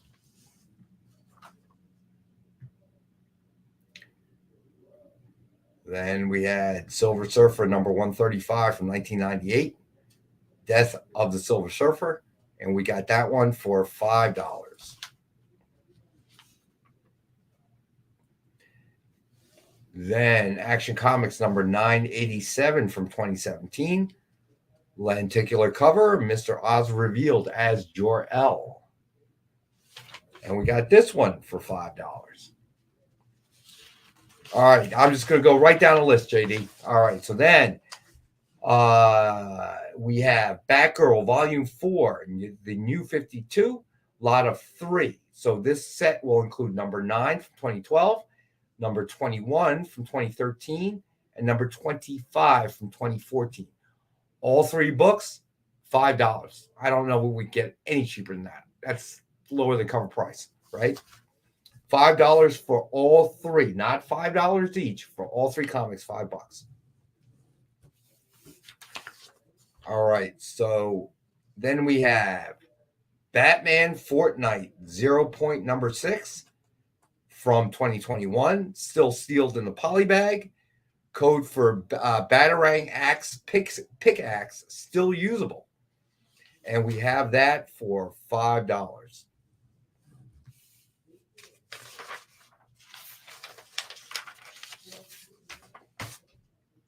All right, then we have The Brave and the Bold from 1965. It is a 5.0. And the centerfold is detached. The bottom staple is detached on centerfold. It origin of Black Canary and Starman.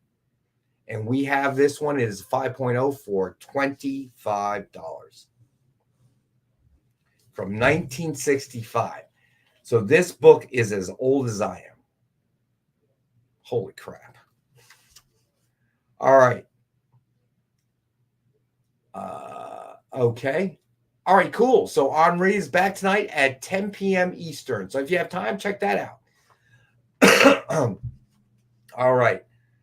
So then next up, we have Tales from the Dark Multiverse, number 1 from 2020. Comics Elite Edition variant. Nathan Surdy cover.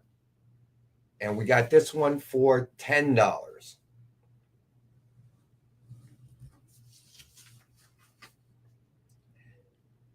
Then we've got Wildcats number 1 and number 2 from 1992.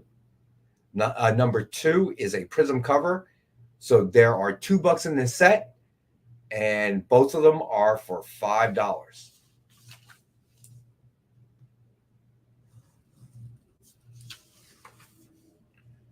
All right, then we have the Savage Dragon lot of 2, number 2 from 1993, and let's see, Savage versus Megaton Man, number 1 from 1993. Both books for $5.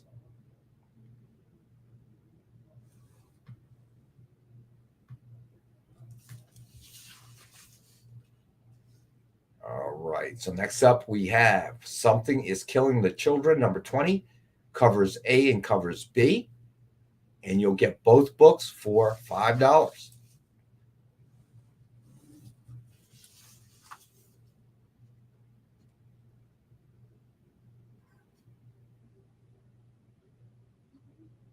Huh, wow. That is interesting. I'm reading Stevie B. Well, I hope they get the money, man. I'm sorry to hear you destroyed the life, it destroyed his family with his obsession, but maybe something good will come out of it. All right, so next up we got Radiant Black number 1 from 2021. And we have this one for $15.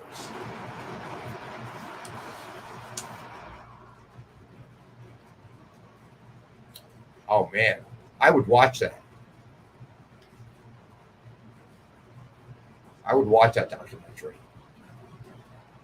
All right, then next up we got Underdog number 1 from 1987, newsstand edition.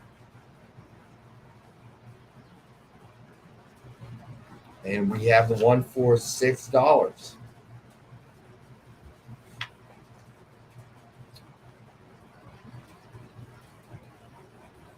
So then we have Wolverine lot of 2, Wolverine number 76 from 1993, and Generations of Wolverine and All New Wolverine number 1 from 2017. And we've got both for $5.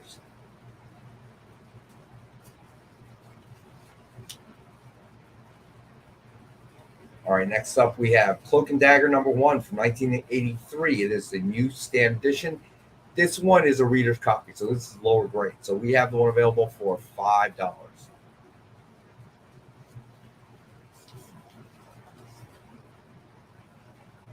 And then we have Marvel Tales, Hellstrom, number 1 from 2021. Reprints Ghost Rider number 1 from 73. Son of Satan number 1 from 75. Marvel Romance number 59 from 1982. And Hellstorm, Prince of Lies from 1993, number 1. And we have all of these books, this book for $6.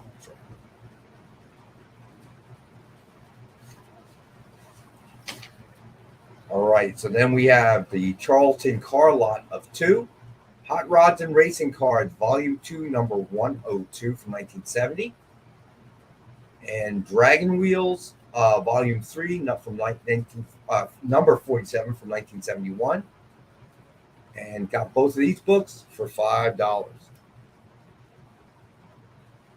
All right, so let's talk incentives now. All right. So, talking about the Flash Knight, here we go. The Flash number 800, cover I incentive, 1-in-25 ratio, Javier Rodriguez cardstock variant. Give JD a second there.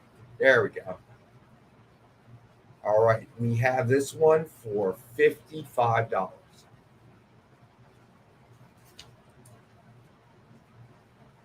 This is a 1-in-25 ratio.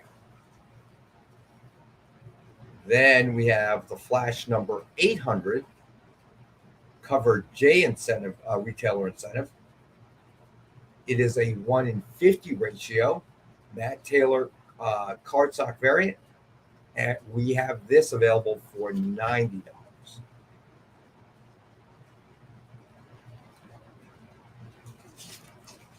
All right. Then we have Deadpool Batter Blood #1, 1 in 25 ratio retail incentive, the new variant. And we've got this one for $55.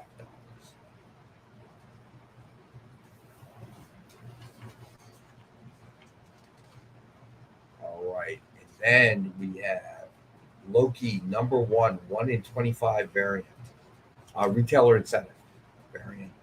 This is the Ba variant, and we have this for $62. That was a cool cover, actually.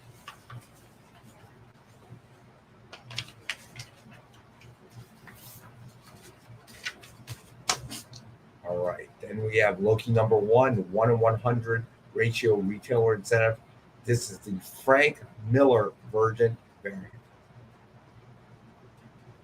And we've got this one for $240.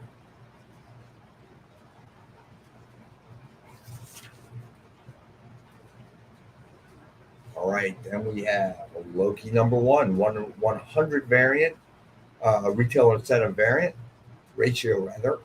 It is an art germ version variant. And we have this one for $240. Man, that is something else.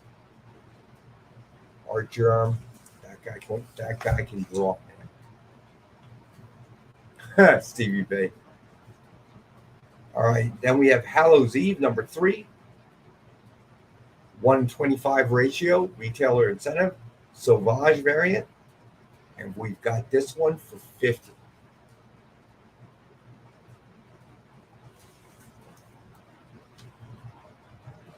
All right, and then we have Star Wars Return of the Jedi, the Empire #1, 1 in 25 retailer ratio, retailer incentive. This is the U variant, and we have this for $62. It's the me variant? What that?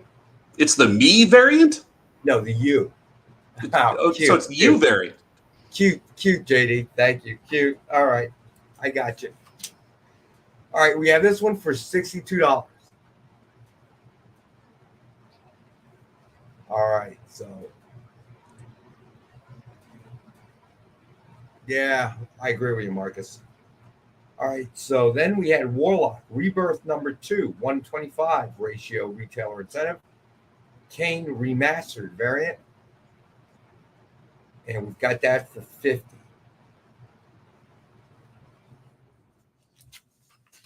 All right. And then finally, we got the Joker Uncovered #1, covered D incentive, retailer incentive, 1 in 25 ratio, Jorge Corona variant. And we've got this one for $65. All right. So I was wondering, what did everybody think about Adam Warlock in Guardians? well, I haven't seen it yet. Oh, okay. So no, So I don't, everyone in chat, no. As the general rule, no problem with spoilers. I don't want spoilers for the viewers that haven't seen it, but I don't care. Okay. It's no problem with me. I don't know how do I put this. I enjoy watching movies. It's entertaining. No, I'm not horrified if I know what's going to happen. And it's pretty hard to hide from it these days. You know, within a day or two of it coming out, you know, there's crap on all over the internet, and people are like, spoilers included. So yeah, so I have no problem with it. So I have no opinion, but I've heard some negative stuff. I don't know. What have you heard? Well, I really haven't heard anyone talking about it, but it's just when I watched the movie, it felt so tacked on, like James Gunn felt like he had to because he had it mentioned in the cutscene. Right. It just he was comic relief basically.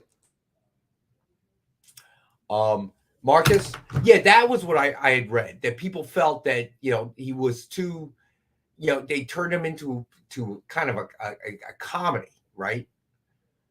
So Yeah, he was kind of like a bumbling idiot. Right. TJ says he reminded me of a stoner. So it was Bill and Ted's Excellent Adventure. Hey, Joel, what's going on, buddy? All right. So, yeah, I got what you're saying, Mill Skills. All right. So, you know what? All right. Let's do. So, since Joel just got here, should we do a full Rex cap? Yes, sir. Before the Rex cap, I just want to introduce the fans to two people. Oh, hey. We got Third Eye over here. Introduce yourself, guys. Hi, Get it? Yeah, go ahead. All right. Come around this way. Hey. What's up? All right. Stephen Trish. These are- Welcome. Third Eye, one of the biggest Nah, retailers in the country, came up. So wanted them to say hey to everybody. Let's see, what do we got so far?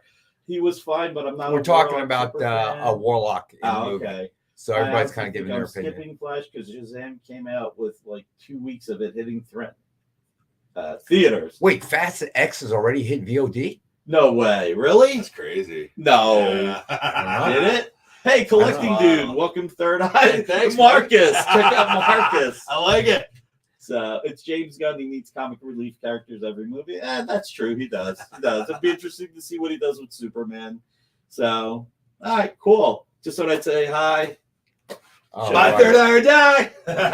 There you Thanks go. for coming in, Hey, guys. Hey, Thank you. sign up for their newsletter. ThirdEyeComics.com. And spell it out. It's not the number 3. All right. So, JD, we're going to recap starting with Batgirl Volume 4. All right, because I know we're running out of time. So, all right. So these are back issues and incentives that we're going to cover. All right. Stevie B. All right. So Batman Volume 4, New 52, lot of 3, number 9 from 2012. Excuse me. Number 21 from 2013 and number 25 from 2014. And all 3 books, $5.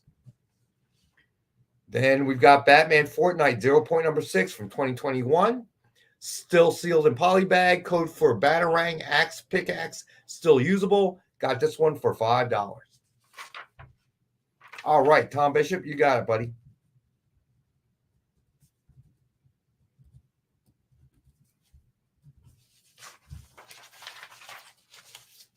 All right.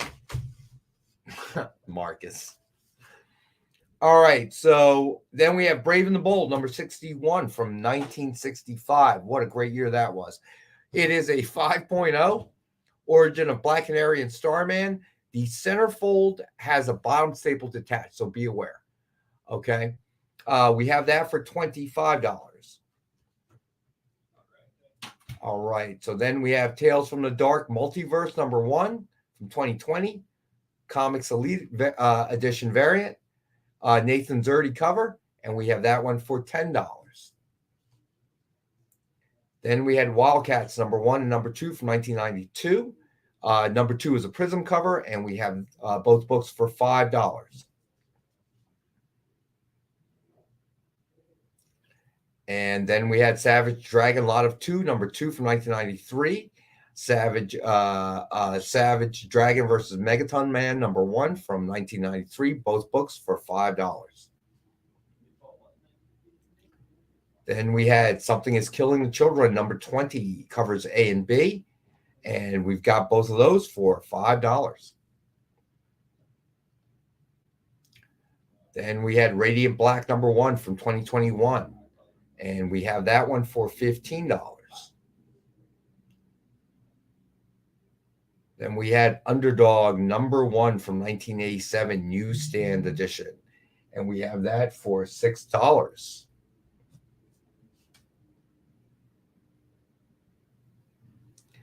Then we had Wolverine lot of 2, Wolverine number 76 from 1993. And Generations, Wolverine and All New Wolverine number 1 from 2017. We got both books for $5. Then we had Cloak and Dagger, number 1, 1983, newsstand edition. It is a lower grade, so it's probably a reader's copy. And we have that one for $5. Then we got Marvel Tales, Hellstrom #1 from 2021. And we have that one for $6. Then we had the Charlton Car Lot of 2, Hot Rods and Racing Cards, Volume 2, number 102 from 1970. And Dragon Wheels, Volume 3, number 47 from 1971. Both books for $5.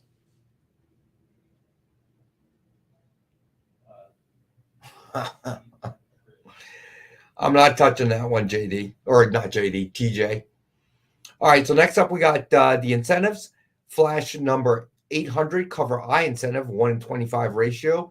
Javier Rodriguez cardstock variant. We've got that one for $55. Then we have Flash 800 cover J incentive, 1-in-50 ratio. Matt Taylor cardstock variant. We have that one for $90. And then we have Deadpool Batter Blood #1, 1-in-25 ratio, new variant. And we have that one for $55. Then we have Loki #1, 1-in-25 ratio, the Bob variant. And we have that one for $62.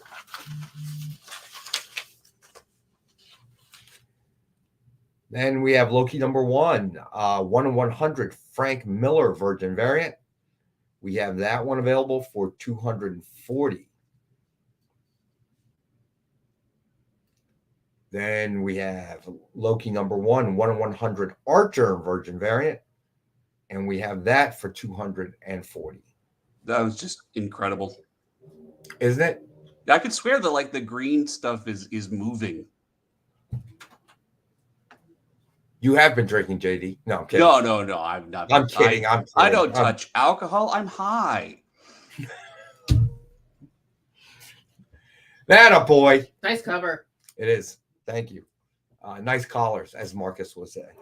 All right, so then we have Hallows Eve #3, 1-in-25 ratio, Sauvage variant, and we have that for $50.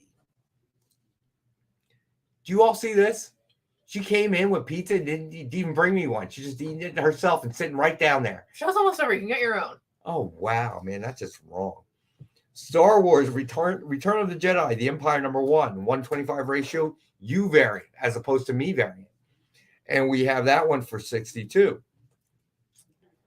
And then we have Warlock Rebirth #2, 1-in-25 ratio, Kane remastered variant. We have that for $50.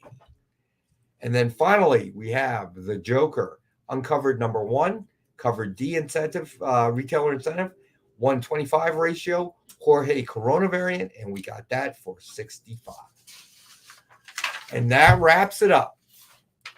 So what do we have right after this, JD? Oh, wait, Steve B. If I took the 2 issues of Something is Killing Trevor, no, I could. Yes, Steve B. We can still do that. Yeah, we can still do medium mail. All right, so Stevie B for a 10-pack. All right, gotcha, buddy. And then let's see. You wanted. I don't know exactly, but pretty close. So Tom Bishop, the slab did not sell. Let me see. And then the Killing Children. Okay, that's what I believe. I believe that Larsman grabbed that the Black Adam slab. Oh, that's right. I'm sorry. Yeah. Tom Bishop, that's right. Thank you. Thank you very much. You're right. All right, so this is Stevie B. Okay. Yeah, you're totally right. I just, it's hard to do when I'm by myself. And Amy's sitting there eating her pepperoni pizza. Smells really good, by the way. I can smell it from here. A nice piece of pizza for all the work I put. Well, I didn't say you deserved a bad piece of pizza. It's just you could have brought your brother in arms a slice of pizza. That's all I'm saying. So, as you asked earlier, the next up is Talkin' Treats Trivia with Chuck Bonneau. He does interviews a comic creator guest and then does trivia based on their work for a prize package that is given out by the end of the show. All right, cool. All right, so we will. Nick will be here on Friday with his original art show at 7 p.m. Obviously, I'm on with my buddy Robbie, Rockin' Robbie, at PCP at noon on Fridays, and of course, we'll be back on Monday. Hopefully, John and with Robbie, our buddy Robbie, and hopefully John will finally be back. Who the heck knows? Real quick, my interview with Ken Hazer is tomorrow at That's 4 right. p.m. Eastern, so come check it out. We love to see you guys. See you guys And in the weird- chat. Say hi, ask them questions. It's going to be a fun time. All right. And weird, yes, I can do that. All right, so hold on. Let me find the underdog. And you want a 10-pack as well, right? And weird. Okay. And weird wants a 10-pack. And then I got to find the underdog. Where is that? Weird. Ah, there it is. Okay. Weird. All right. I got you, Weird. You are down for an underdog and a 10-pack. All right. And Tom Bishop, yeah, check it out. It should be a great interview. And so it's Thursday at 4 p.m. 4 p.m. Eastern. 4 p.m. Eastern, yes. So definitely check that out. The interview with our buddy Ken Hazer. All right, so that'll do it for us. Again, really come if you want to make suggestions, because I know he's been working on a lot for us lately, but we got to some get that stuff thing for the done future. for John Spilio. So we Yeah. got to make sure we So ask. we can tell him all the things. So, John, I will personally corner Ken Hazer and get those questions you have answered if Big John is still with us. All right, right now. Other than that, stay tuned. Got more programming coming up on the EXP. Love you guys. Thank you for being here. Thank you, everybody. Amy, myself, and her slice of pizza say, be safe. Yes. If you're anywhere in the There's Northeast, plenty more, okay? if you're anywhere in Northeast, do not go outside, man. The air is so bad. Yeah. It's ridiculous. All right. So see you guys next time. Have a Peace. great night. Do you remember what it was like when you were a little kid and you got a letter in the mail? Now imagine that letter was filled with information about your favorite shows, pop culture questions, links to things you're going to want to see later, and even sneak peeks at upcoming programming here on The Experience. That's what the EXP mailing list is. Every week, we send you sneak peeks, information, and all of the relevant links for all of the shows you want to see. Sign up now on our website or scan the QR code that's on your screen right now.